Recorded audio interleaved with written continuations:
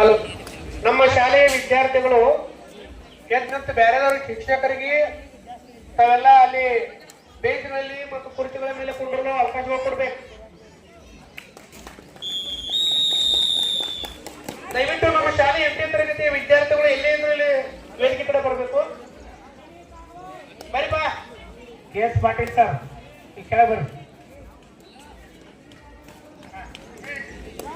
ನಮ್ಮ 8ನೇ ತರಗತಿಯ ವಿದ್ಯಾರ್ಥಿಗಳು ವೇದಿಕೆ ಮೇಲೆ ಬರಬೇಕು.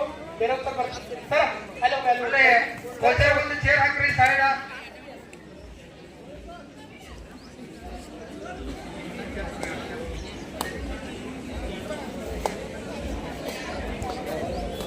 ಎಲ್ಲ ವಿದ್ಯಾರ್ಥಿಗಳು ಚೇರ್ ಬೇಕ್ರಿ. ಮುಂದಿನ ತಯಾರಿ 10ನೇ ವರ್ಷದ ಕಾಮ ಬರೀ ಫ್ರಾಡ್ ಆಗಬೇಕದ. ಓದಿನ ಫೋಟೋ ಮೂರು ಚೇರ್ ಮೂರವೇ